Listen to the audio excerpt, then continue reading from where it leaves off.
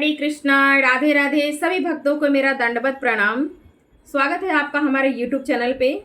अभी हम श्रवण कर रहे हैं श्रीमद् भागवत पुराण प्रथम अध्याय, जिसमें से कि आज हम श्रवण करेंगे 32, 33, 34 और 35।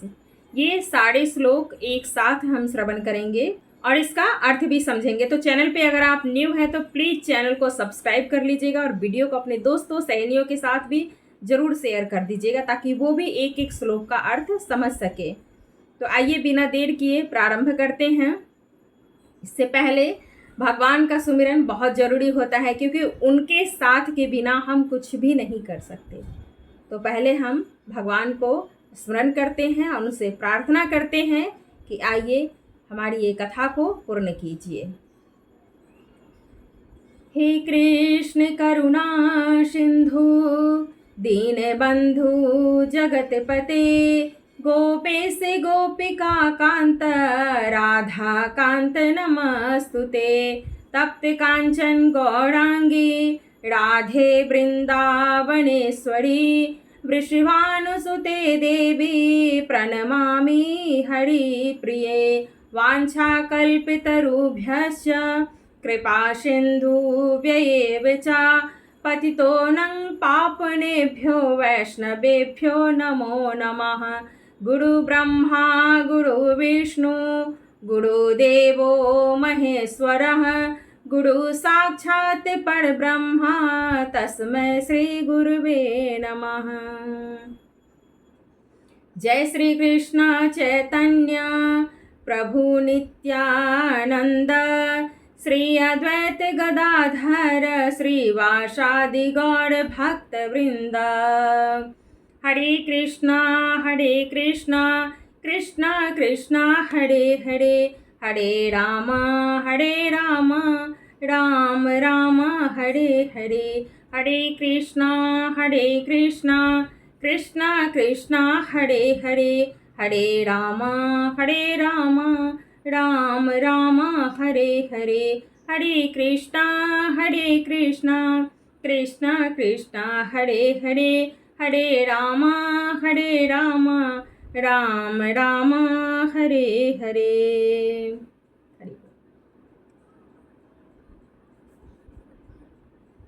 अर्जुन कहते हैं भगवान श्री कृष्ण से, जब वो दोनों सेनाओं के मध्य खड़े हो जाते हैं और अपने बंधु बांधवों को देखते हैं और हताश हो जाते हैं, तो उनका मन नहीं करता है युद्ध करने के लिए। तो भगवान से कहते हैं किम न राज्येन गोविंद, किम भोगैः जीवितेन वा, ये साम अर्थे कांक्षितमा नः राज्यं भोगः सुखानि च।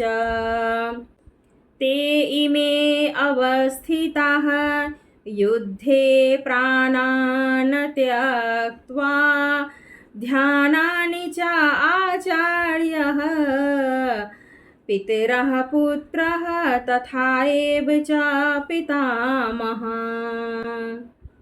मातुलः स्वसुरः पौत्रः स्यालः सम्बन्धिनः तथा एतान् हन्तुम् इच्छामि हृङ्घ्रता अपि मधुसूदन। अपि त्रैलोक्यराज्यस्व हेतो किं नु कहामहे कृते, निहत्य धार्तराष्ट्रान् पुत्रो न का प्रीतिः स्यात् जनार्दन। अर्जुन कहते हैं, हे गोविंद, हमें राज्य सुख अथवा इस जीवन में से क्या लाभ है, क्योंकि जिन सारे लोगों के लिए हम उन्हें चाहते हैं वे ही इस युद्ध भूमि में खड़े हैं। हे मधुसूदन, जब गुरुजन, पितृगण, पुत्रगण, पितामह, मामा, ससुर, पौत्रगण, साले तथा अन्य सारे संबंधी अपना अपना धन एवं प्राण देने के लिए तैयार हैं और मेरे समक्ष खड़े हैं, तो फिर मैं इन सब को क्यों मारना चाहूँगा, भले ही वे मुझे क्यों न मार डाले। हे जीवों के पालक, मैं इन सबों से लड़ने को तैयार नहीं। भले ही बदले में मुझे तीनों लोक क्यों न मिलते हों। इस पृथ्वी की तो बात ही छोड़ दें, भला धृतराष्ट्र के पुत्रों को मारकर हमें कौन सी प्रसन्नता मिलेगी। तात्पर्य है, अर्जुन ने भगवान कृष्ण को गोविंद कहकर संबोधित किया क्योंकि वे गौवों तथा इंद्रियों की समस्त प्रसन्नता के विषय हैं। इस विशिष्ट शब्द का प्रयोग करके अर्जुन संकेत करता है कि कृष्ण यह समझे कि अर्जुन की इंद्रियां कैसे तृप्त होंगी, किंतु गोविंद हमारी इंद्रियों को तुष्ट करने के लिए नहीं है। हाँ, यदि हम गोविंद की इंद्रियों को तुष्ट करने का प्रयास करते हैं तो हमारी इंद्रियां स्वतः तुष्ट होती हैं। भौतिक दृष्टि से प्रत्येक व्यक्ति अपनी इंद्रियों को तुष्ट करना चाहता है और चाहता है कि ईश्वर उसके आज्ञा पालक की तरह काम करे, किंतु ईश्वर उनकी तृप्ति वहीं तक है जितनी कि वे पात्र होते हैं, उस हद तक नहीं जितना वे चाहते हैं। किंतु जब कोई उसके विपरीत मार्ग ग्रहण करता है, अर्थात जब वह अपनी इंद्रियों की तृप्ति की चिंता न करके गोविंद की इंद्रियों की तुष्टि करने का प्रयास करता है, तो गोविंद की कृपा से जीव उसकी सारी इच्छाएं पूर्ण हो जाती हैं। यहाँ पर जाति तथा कुटुंबियों के प्रति अर्जुन का प्रगाढ़ स्नेह आंशिक रूप से इन सब के प्रति उसकी स्वाभाविक करुणा के कारण है, अतः वह युद्ध करने के लिए तैयार नहीं है। हर व्यक्ति अपने वैभव का प्रदर्शन करने अपने मित्रों तथा परिजनों के समक्ष करना चाहता है। हर व्यक्ति अपने वैभव का प्रदर्शन अपने मित्रों तथा परिजनों के समक्ष करना चाहता है, किंतु अर्जुन को भय है कि उसके सारे मित्र तथा परिजन युद्ध भूमि में मारे जाएंगे और वह विजय के पश्चात उनके साथ अपने वैभव का उपयोग नहीं कर सकेगा। अब यहाँ पे समझने वाली बात है कि भौतिक जीवन का यह सामान्य लेखा जोखा है, किंतु आध्यात्मिक जीवन इससे सर्वथा भिन्न होता है। चूँकि भक्त भगवान की इच्छाओं की पूर्ति करना चाहता है, अतः भगवत इच्छा होने पर वह भगवान की सेवा के लिए सारे ऐश्वर्य स्वीकार कर सकता है, किंतु यदि भगवत इच्छा न हो तो वह एक पैसा भी ग्रहण नहीं कर सकता है। अर्जुन अपने संबंधियों को मारना नहीं चाह रहा था, और यदि उनको मारने की आवश्यकता हो तो अर्जुन की इच्छा थी कि कृष्ण स्वयं उनका वध करे। इस समय उसे यह पता नहीं है कि कृष्ण उन सबों को युद्ध भूमि में आने के पूर्व ही मार चुके हैं और अब उसे निमित्त मात्र बना रहे हैं।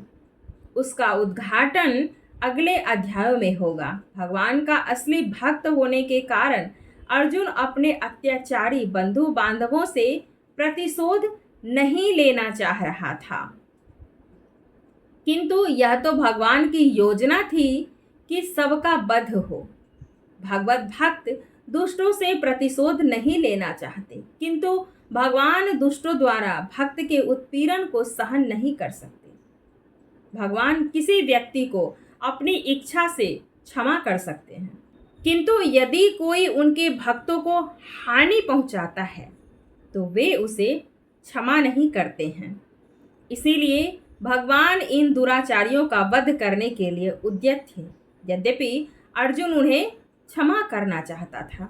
अर्जुन इसलिए क्षमा करना चाहता था क्योंकि वो भगवान का भक्त था, और भगवान अर्जुन के द्वारा ही, अर्जुन के थ्रू ही उन दुराचारियों का वध कराना चाहते थे जिन्होंने अर्जुन के परिवार को, पांडव परिवार को प्रताड़ित किया था, बहुत सारे कष्ट दिए थे।